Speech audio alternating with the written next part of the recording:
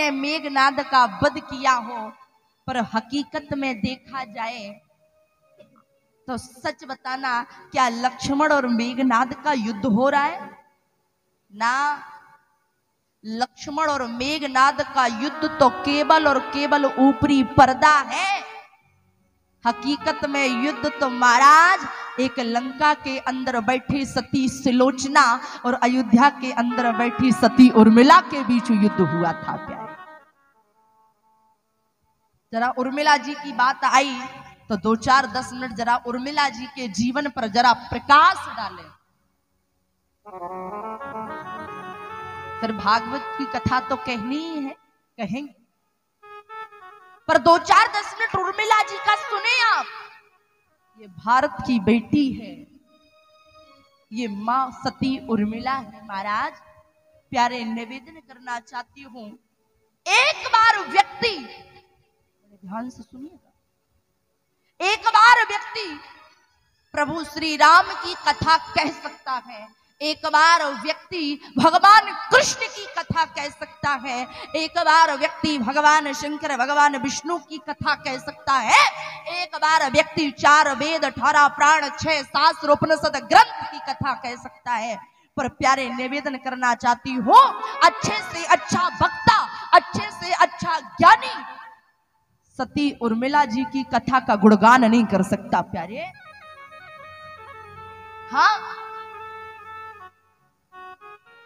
कहने की हिम्मत नहीं पड़ती, सामर्थ्य नहीं पड़ती।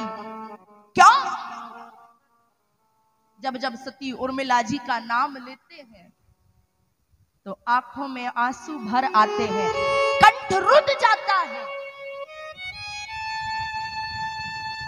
घटना उस समय की है, दृश्य उस समय का है।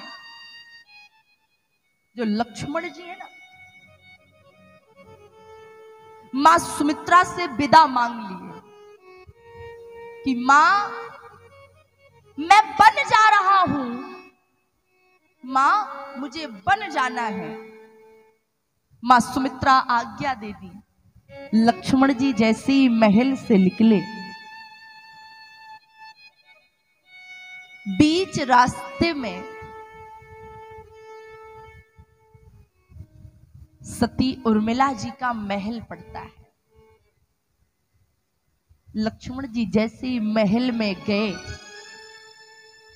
उर्मिला जी जानती हैं कि मेरे पति 1-2 दिन के लिए नहीं, 1-2 महीने के लिए नहीं, 1-2 वर्ष के लिए नहीं, सीधा सीधा 14 वर्षों के लिए मुझसे दूर जा रहे हैं। लक्ष्मण जी उर्मिला जी को देख रहे हैं, उर्मिला जी लक्ष्मण जी को देख रही हैं। जानती हैं उर्मिला जी सोच क्या रही हैं? उर्मिला जी विचार कर रही हैं मन में, जैसे भैया राम के साथ, प्रभु श्री राम के साथ श्री जानकी जी वन में जा रही हैं। अगर कहीं नाथ की कृपा हो जाए तो बड़ी बहन भैया की सेवा करेगी। मेरे पति लक्ष्मण भैया श्री राम और भाभी श्री जानकी जी की सेवा करेंगे। मेरा भाग्य नहीं, मेरा सौभाग्य होगा कि मैं भी वन में साथ जाकर के लक्ष्मण जी की सेवा करने का मुझे अगर सौभाग्य मिल जाए। केवल सोच रही है, कहने की हिम्मत नहीं हो पा रही।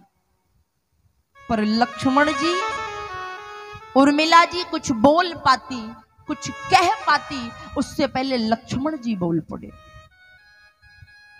लक्ष्मण जी ने कहा,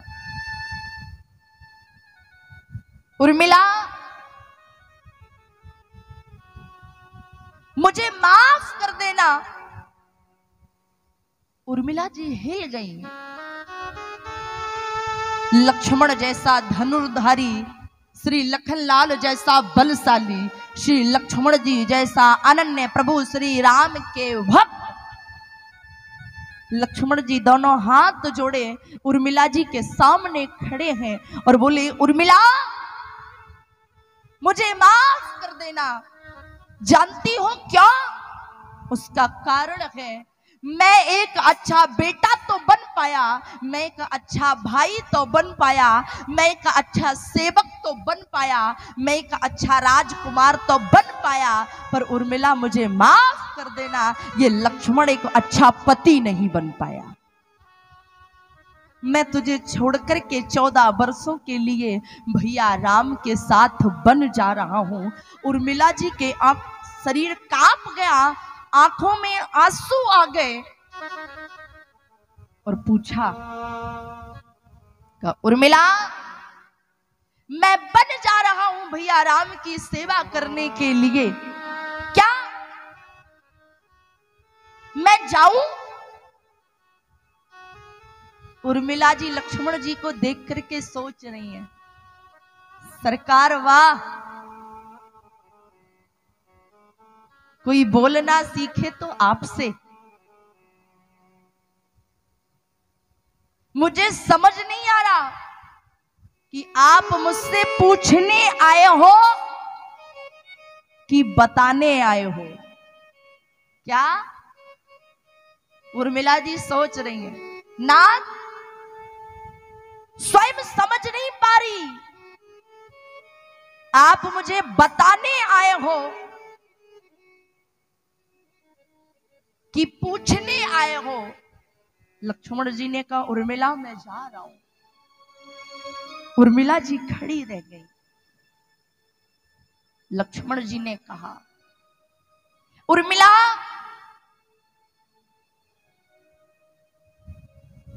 हमारे कुल की एक रीति है, रघुकुल रीत सदा चली आई, प्राण जाए पर वचन न जाए। उर्मिला ये हमारी कुल की रीति है। मैं तुमसे एक वचन चाहता हूं, एक वचन, क्या मुझे एक वचन दोगी? उर्मिला जी के आंखों से झरझर आंसू बहने ही वाले थे। लक्ष्मण जी ने कह दिया, उर्मिला तुम मुझे वचन ये दे दो।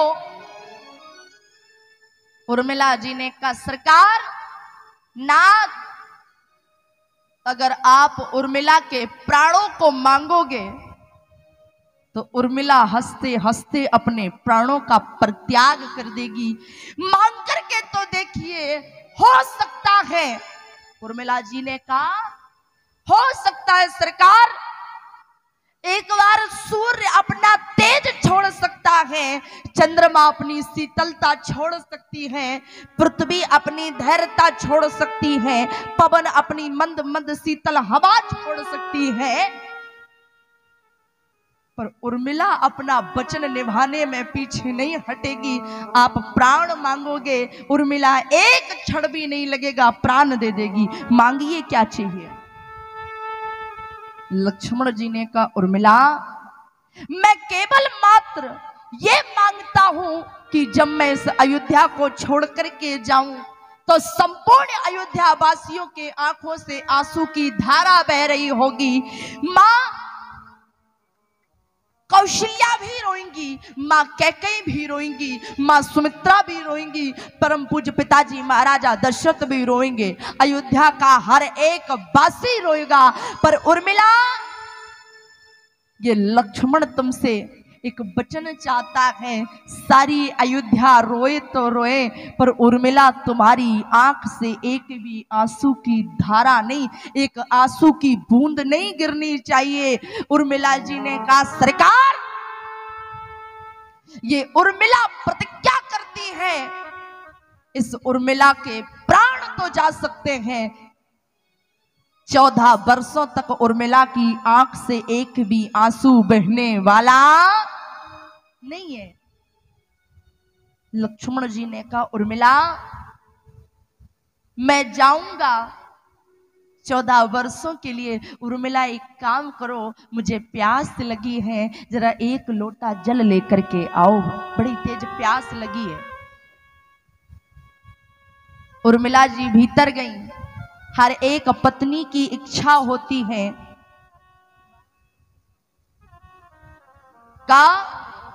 हर एक पत्नी की इच्छा होती है कि उसका पति जब उससे दूर जाए तो वो अपने पति की आरती उतार करके उसके माथे पे तिलक लगा करके सहर्ष अपने पति को विदा करे।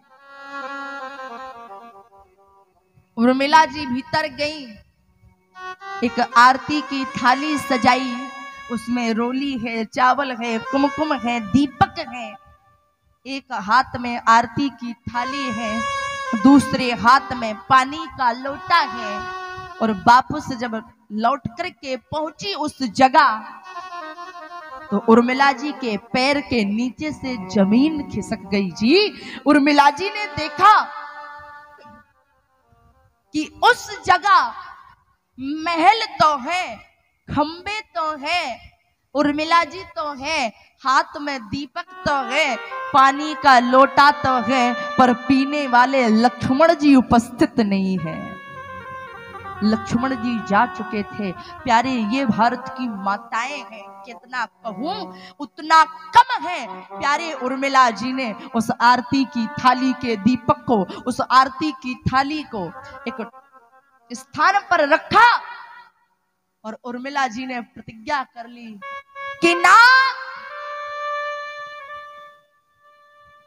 अगर आप परमात्मा प्रभु श्री राम बिन पद चलई सुनई बिन काना, कर बिन कर्म करई बिन नाना, आनन रहत सकल रस भोगी, बिन बानी वक्ता बड़ जोगी।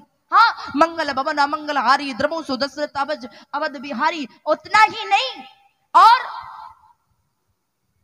बोले अगर आप स्वयं परमात्मा प्रभु श्री राम के छोटे भाई हैं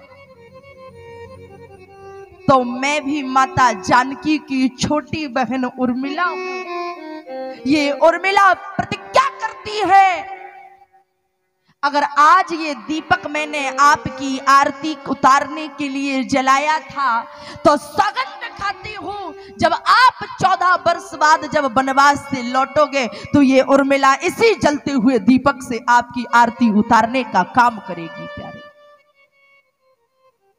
प्रतिज्ञा। और प्यारे, धन्य है उर्मिला जी ने जिस स्थान पर खड़ी थी, प्रतिज्ञा कर ली, सरकार मैं 14 वर्षों तक आपका इसी स्थान पर खड़े होकर के इंतजार करूंगी। मैं कितने उदाहरण ढूंढ करके लेके आऊं।